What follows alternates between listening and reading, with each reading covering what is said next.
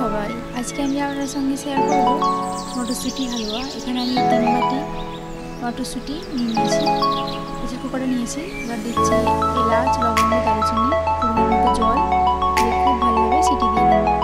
হয়ে গেছে। এবার আমি মিক্সার গ্রাইন্ডারে পেস্ট বানাবো। 1 কাপ মতো দুধ অ্যাড করলাম যাতে ভালোভাবে পেস্টটা হয়। হয়ে গেছে। এবার আমি কড়াইতে 1 কাপ মতো ঘি দিয়ে দিচ্ছি।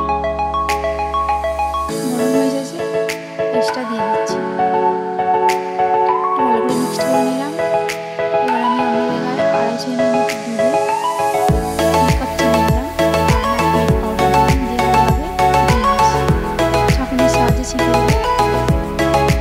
খুব ভালোভাবে মিক্সড করে নেব। কিছুক্ষণ পর আমি একটা এলাচ পাউডার দিলাম 1 চামচের মতো আর মাখিয়ে 200 গ্রাম দিয়ে খুব ভালোভাবে মিক্সড করে দিলাম। আগে থেকে আমন্ডস বাদাম কেটে রেখেছিলাম, দিয়ে ভালোভাবে ভেজে নেব। এটার মধ্যে সবটা দিয়ে দেবো। খুব ভালোভাবে মিক্সড করে নেব।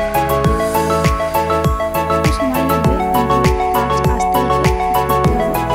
হয়ে গেছে। এবার আমি একটি পাত্রে সাজিয়ে নিচ্ছি। কিছুক্ষণ পর ছুরির সাহায্যে কেটে নিচ্ছি। আপনারা অবশ্যই তৈরি করবেন। বাড়িতে অতিথি এলে অবশ্যই তাদেরকে দারুণভাবে দেওয়া যাবে। লাইক করবেন, শেয়ার করবেন, ভালো থাকবেন।